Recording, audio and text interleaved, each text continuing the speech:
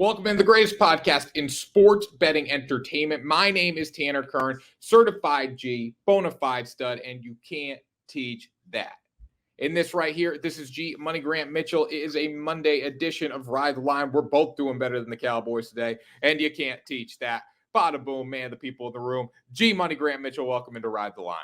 Thank you so much, Tanner, as always, for that amazing, riveting intro. Welcome into Ride the Line, everybody. I'm feeling pretty good, Tanner. I woke up this morning, looked out over my balcony, saw some snow on the ground. It's feeling like it's going to be a pretty good week, and I'm no better way to start it than with 2 games of playoff football. I got absolutely hammered in that first game of the weekend with the Cleveland Browns. They were a big disappointment. Joe Flacco is still not good. He needs to go back to a retirement home. But the rest of the weekend went pretty well. So carrying that momentum into Monday for sure. We have 2 games today because of the weather in Buffalo. Yep. I had a pretty successful weekend myself. I split my spread picks 2-2, missed the Browns and the Cowboys, had the Rams and the Chiefs, but then I also had the under on the Chiefs, which hit. I had the under on Tua, which hit. I had Pacheco anytime touchdown, and I had the over on Goff, which hit. Which is, by the way, quick little plug to everybody out there. Tanner and I did our pick show, but then we also did our props show, and obviously the combination of those was pretty successful. So gentle reminder, make sure you guys are subscribed to the channel. We are covering all sorts of markets out there, and if you tailed us, would have had a pretty good weekend. Definitely. And the Cowboys are still terrible. And what time will Mike McCarthy get fired today? That was disgraceful. That was absolutely disgraceful. Their performance, Dak Prescott was horrendous. The defense, as bad as Dak Prescott was, I think the defense was the biggest surprise because people are running wide open down the field. Yeah, there were 2 plays there. I think it was Musgrave and Dobbs on the 2 plays where they weren't even covered. And the Musgrave play, he had 18 yards of separation. That was considered the most open throw of this entire season. And it happened in the playoffs after you'd already given up 30 points or whatever it was. I agree with you. I mean, Dak was awful. Don't get me wrong. That is the worst 400-yard 3-touchdown game I've ever seen in my life. He missed every throw, did not seize hold of the game when it mattered, but it was still the defense for me too. I mean, they just got obliterated, and it was mostly, Jordan Love made some great throws, don't get me wrong, but there were also just so many self-inflicted wounds. Jordan Love had guys running wide open down the field the entire game. Like, the Dallas Cowboys were horrendous in every aspect. They didn't show up. Jerry Jones was angry. It looks like Mike McCarthy doesn't want to be there. Dan Quinn, I wouldn't give him a head coaching job. I would not after that game yesterday. That was terrible. I'm so angry with this Dallas Cowboys team. Like, just the most lifeless performance. It's one thing to lose in the playoffs, but the way they lost was probably one of the worst in all time. Like, Jerry Jones came out and said, this is the worst playoff loss I've ever experienced. Yeah, and it also wasn't just the loss, to your point, it was how they lost, but also how they played in the regular season. They were 8-0 at home with an average scoring margin of 21.5. They were annihilating everybody. They had more blowout wins than the entire NFC combined. And then they let that happen. The first team since the expanded playoff format came in to lose to a 7 seed. It's just the most classic Cowboys. The Cowboys are always gonna Cowboys. Definitely. And then we had a good game last night between the Lions and the Rams. The Lions got their first playoff win since 1992. Credit to them. Rams blew that game, though. They had multiple opportunities in the red zone, couldn't convert. Congratulations to the Lions for coming through and getting stops when they needed to. But just a really good football game. The most surprising thing was that the total stayed under when there were 37 points scored in the first half. Tanner, I'm glad you said both those things because that's exactly what my biggest takeaway was. First of all, how the hell did the over not hit? And second of all, the difference in red zone scoring. If you want to win a playoff game, you want to win a championship, it's not always about scoring points because you're going to face elite teams, and elite teams are going to score points. It's can you get 7 when you get in the red zone? For the Rams, that was not the case. They had 3 drives where they walked away with a field goal, ended up losing by 1 point, even though they scored more times than the Lions scored. I thought the Lions did a really good job coming out with aggression. 3 plays, 3 touchdowns to start the game. Second half, Raheem Morris and that Rams defense picked it up a little bit, but then you saw some gutsy play calling in the fourth quarter, especially the play that put it to reach. I think it was second and nine, where the Lions dialed up a little intermediate pass. They said, we're going to get the first down right here and we're going to end the game. They could have easily just gone 3 run plays, try to run the clock out, pin the Rams inside their 20 with like 30 seconds left. They said, no, we're just going to go win the game. So huge credit to the Lions. I said this before that Dan Campbell, I think he's a great coach Monday through Saturday. So he did an awesome job on Sunday. That's what it came down to. So great win for the Lions. It's unbelievable that Dan Campbell has taken one of the worst cultures in professional sports and made it a very fun team that people want to get behind and that has a real sense of belief in less than 2 years. He's done a tremendous job. Well, it's kind of crazy to think here. The Lions just pretty much played in their Super Bowl. Next week's going to be a big game. Very good chance to go to the NFC Championship because they're going to play the winner of the Bucs and the Eagles, which we're going to talk about. Neither team, I don't think, can compete with them if you look at the course of a full game. But the bottom line is here, though, too, you can take it from the perspective of the Detroit Lions just won their Super Bowl, right? They played their hearts out. Jared Goff is not going to play better than he played in that football game. So going into next week, that could be a good upset spot for potentially the Buccaneers or the Eagles to get back to or for the Eagles to get back to the NFC Championship, or maybe even the Buccaneers to make play. I don't see the Buccaneers beating them because of their offense, but I think they could make it interesting because of the potential deflation from that win. Yeah, I think that's a good take. And I also do just want to give a quick shout out to Matthew Stafford before we head out of here. He was electric. Some of the sidearm throws. There's one that was so sidearm, it was almost underhand.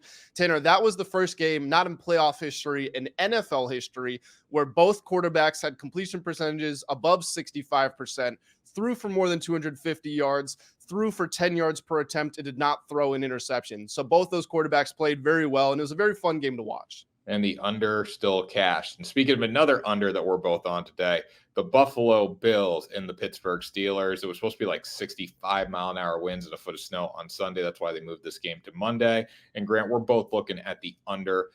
Just first off, my reason for this is the fact that I think the weather is going to be bad, but I also don't expect the Pittsburgh Steelers to come out and put together a valiant scoring effort. If they win this game, it's going to be by running the football and with great defense. The Buffalo Bills, they're always due for a turnover, especially in the red zone against a Pittsburgh Steelers team that can force a lot of turnovers. So I think that's going to take some scoring opportunities on the board. One thing to note, this total did jump up. I believe it was 34, 35 and a half in that range. Now it's up to 37, 38 and a half, depending on what book you're using. So the push of the game caused the total to go up because the weather is definitely a little more clear today. So I think it opened at like 41, went down to 33, and then to your point, it's back up to 38, 39, wherever you find it at.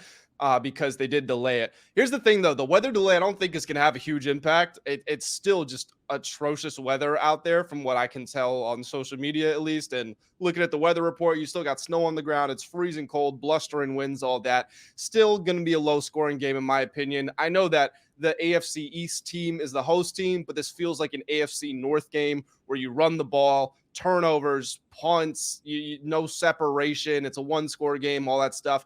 I think it's got all the makings of that sort of game. Obviously, the Steelers' offense is limited. Mason Rudolph hasn't done a terrible job, but it's Mason Rudolph, a regular third-string quarterback starting in the playoffs. You're not really going to expect much, especially in this environment. And then if you're Buffalo, you know you're the overall better team. The way you lose this game if you're Buffalo is you ask Josh Allen to do too much. He turns the ball over, sets Pittsburgh up in the red zone, or maybe even gives them a pick six or a fumble six, something like that. So I think you're going to see Buffalo stay pretty conservative with their play calling.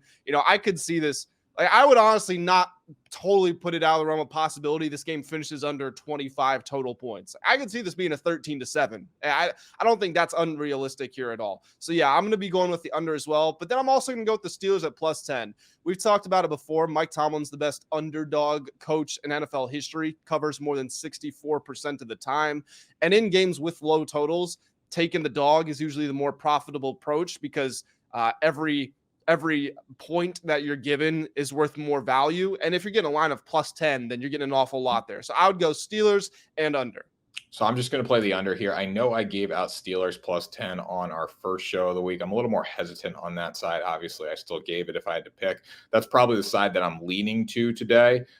But again, I'm not playing that. Just going to go with the under. I do like Josh Allen to go over 38.5 rushing yards. I think that's my favorite play of this game. Again, the weather is bad. It's still bad. Moving the game doesn't really shift it that much. And I think if you're the Buffalo Bills, you don't really want Josh Allen putting the ball in the air too much, especially in bad weather with the wind and the cold. You're going to allow him him to run the football, make plays with his legs. The Pittsburgh Steelers don't have TJ Watt, but I still think they're going to be able to get a pass rush. And when Josh Allen gets a pass rush, he's one of the best quarterbacks at escaping the pocket and making plays with his legs down the field. So I see him going over between the designed runs and those scrambles pretty easily. Had a great game running the football last week, over 60 yards against the Miami Dolphins. So similar result coming today.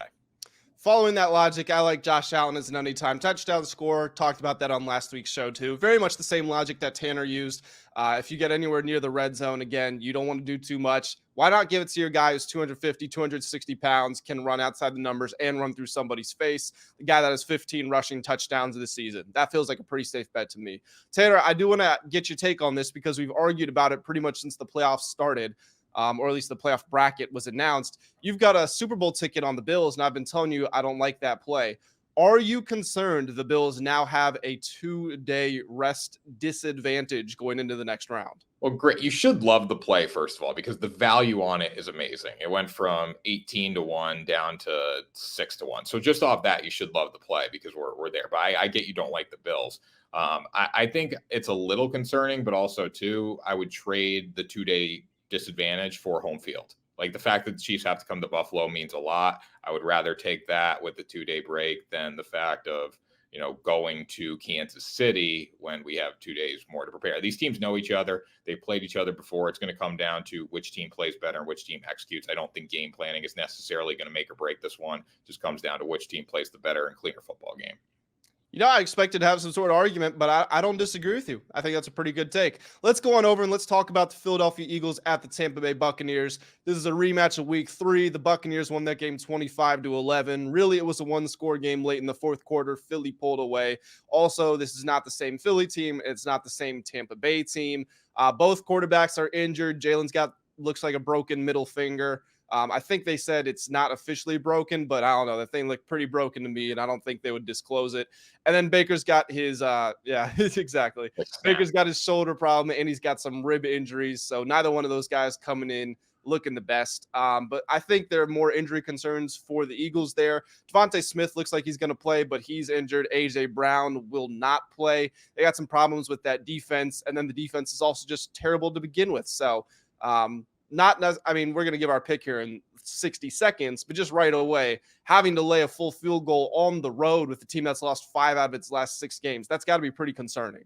It does. Well, from a roster standpoint, even without A.J. Brown, the Eagles should come in and control this football game and find a way to win it. But you just don't turn it on in the playoffs. Like if you're bad at the end of the regular season, you win one of your final 6 games, I believe, right? Yep. You don't just figure it out in the wild card round. Even if the Tampa Bay Buccaneers aren't the best team in the world, they're still a very good defense. They have names all over the defense, a first-team All-Pro in Antoine Winfield. In the secondary, you got guys up front and in the linebacker position. On offense, the talent is there. The offensive line is not great, but between Rachaad White, Mike Evans, and Chris Godwin, that's a really good receiving core. I know Rachaad White isn't the best year running the football, but that's because the offensive line isn't great. I think this game comes down to Baker and how well he executes. But if you're betting the Eagles, like the only reason you're taking the Eagles is because you're looking, okay, the Eagles versus the Bucs, this is just not a game. But if you really break it down, this Eagles team has been terrible, and the Buccaneers have been trending in the right direction. Tanner, I'm going to do the unthinkable here. Last week, I said I was still going to go with the Eagles. I'm switching my pick. I'm taking the Buccaneers +3. I've thought long and hard about it. I think Baker, he's going to have more time to be back from his injuries. He looked terrible against the Panthers, 130 yards, no touchdowns, no interceptions. I get that, but he's at home. He's had, a full week of rest and recovery. The Eagles are very injured. And a guy like Jalen Hurts, who threw 15 interceptions and had a bunch of them, I think he had 5 interceptions in his last 4 games, including at least one in all 4 games, to take away his best playmaker in A.J. Brown. And then Devontae Smith is really one hit away from being knocked out of this game. That's troubling. And Jalen himself is also injured. So I don't know that he's going to be able to put on his Superman cape and save this team. So I'm switching my pick. I'm going Buccaneers +3, and then jumping on over into some props.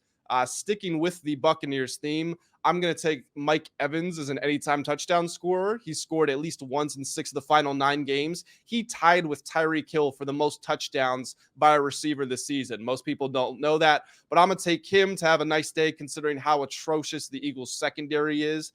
And then a rushing prop, we were actually talking about Do we want to go with DeAndre Swift over or under? We were talking about this in pre-production. We both kind of came to the realization that Kenneth Gainwell over might be the better play. If you're looking at Swift's line, 61.5 yards, if you're the Tampa Bay defensive coordinator, you can probably say, look, Philly can't throw the ball. We're just going to stack the box. Good luck running out of it. So I don't know that Swift gets over, but Gainwell's line's 15.5 yards. And you look at some of his past games, he had 62 yards on only 7 carries in week 18, had a dud the week before that, but then he had 41 yards, 21 yards, 28 yards, 26 yards. He's a nice little off-speed pitch, and really 15 yards is one good run. So Buccaneers, Mike Evans touchdown, Gainwell over. So I think the Buccaneers, it's hard, right? It's a tough play for sure, but I do like the Buccaneers tonight, so I would take them +3. I think they find a way. And you know what? I think there's a very realistic path of the Tampa Bay Buccaneers to the NFC Championship game, as crazy as that sounds. I think they stack up better against Detroit. I know Detroit smacked them in Tampa Bay last year, or not earlier in the year. But there is a path there because their defense is a lot better than the Philadelphia Eagles, especially in the red zone. And defensively, like you look at the Detroit Lions, they're not that good. So I know I'm already thinking ahead, but I do think the Buccaneers match up really well against this Philadelphia Eagles team. I just can't trust them. That's what it comes down to. If they lose this week, maybe lose next week. This Eagles team just doesn't have a Super Bowl aura to them. So I'm going to take the Tampa Bay Buccaneers here. But for the way the Buccaneers find a way to win this game, potentially, move on to the next round there, take Mike Evans and probably Chris Godwin, both their overs. But I'm going to lean towards Mike Evans over 68.5 receiving yards. Last time he had a big game in the second half. He needs to bring it early. He dropped a few passes against Philadelphia Eagles in the first half of that game in week 3. He needs to be big right away because the way they win this one is by throwing the football. As bad as the Eagles defense has been, I still think they shut down Rachaad White up front. And it's going to come down to Baker Mayfield. And there's something about Baker Mayfield. He's not Tom Brady by any means, but he's still a dog. And he's going to find a way. He's going to be ready to go tonight. Mike Evans, if I'm not mistaken, didn't he have a couple drops? I mean, you said he started slow. He had a couple drops in the first half, but didn't he have like one of the catches of the year towards the end of that game? He did have a catch of the year, which put him over his receiving line because I bet it. I was at that game, but he was at like 30 yards going into the fourth quarter. And then he made 2 big, 20-yard plays down the field. One was like the catch over the shoulder with one hand kind of thing, which, obviously put him over the line. But he really was not good in that football game. Dropped a touchdown pass early from Baker, dropped a pass down the sidelines, which would have been an explosive play, and put them into Eagles territory. But I can't wait for this game. This is probably the most excited I am for a football game this weekend because everyone wants to see if the Eagles can figure it out. I just don't think they're going to be able to. Yeah, and wrapping this all up in a nice little bow here, like you said at the start, if you're betting the Eagles, you're betting the Eagles because of history. You know what they did. They started the year 10-1 immediately after going to the Super Bowl. You know what they can be, but it's coming into the playoffs. It's about coming into the playoffs on the right run of form, and 5 losses in your last 6 games isn't that. So objectively, the Eagles are a much better team on paper than the Bucs. The Bucs should not be in the playoffs. This was a clean the books, get the salary cap situation sorted out, and reboot it for the next year or two. The fact they're in the playoffs, it means they overachieve significantly, but you're at home, you're playing with house money. So to your point, this is going to be a very interesting game. Yeah, it's going to take a valiant effort for the Eagles to win this game. I wouldn't be surprised if they do, but I don't think it's going to be by much. And on the other side, the Buccaneers win. I don't think it's going to be by much. I think it's going to be a very tight game. But the A.J. Brown thing, that's the most concerning out of all the news coming in this one. The fact that people are blaming the knee for him not playing today, but he also deleted everything from his Eagles Instagram, didn't even show up to the facility, and now he's ruled out. So I don't really believe it's the knee as much as he's probably just not happy being in Philly. Yeah, I don't know what that is either, because there was that thing where he was arguing with Jalen on the field, and Tanner, you played football. Arguments with your teammates are normal. It's competitiveness. That stuff happens. But then he doesn't speak to the media, which I didn't like. But then he comes back and he says, I didn't speak to you because I wasn't going to say anything good. And I say, okay, I understand that. And then he hosts like a team meeting and tries to get everybody back on track. I can't really get a hold of what's going on with A.J. Brown. Like, it seems bad and then good and then bad and good. And to your point, if the knee is bothering him, okay, I understand that. But then why is he scrubbing Eagles content from his Instagram? It seems like his mind's already elsewhere. I don't know what's going on there. No, he's been unhappy all season. Even when he's making plays, sometimes early in games, he's not getting the ball thrown to him. He's good enough where it's just throw the ball up to him and make plays. And when he doesn't get that, it doesn't seem like he's happy. Obviously, we don't know what's going on, but the fact that he deleted everything Eagles from his Instagram is very concerning. Yep, I agree. I got to agree. But hey, look, Tanner, we are what? We're like 12 hours away from kickoff. We're going to find out pretty soon what is going to happen. But guys, that's going to do it for this Monday episode of Ride the Line. Tanner, why don't you go ahead and get us on out of here? That was Ride the Line, the greatest podcast in sports betting entertainment. Thanks for joining us today. Make sure you subscribe to the channel, like, share, subscribe, do it all. And we'll see you next time for another episode.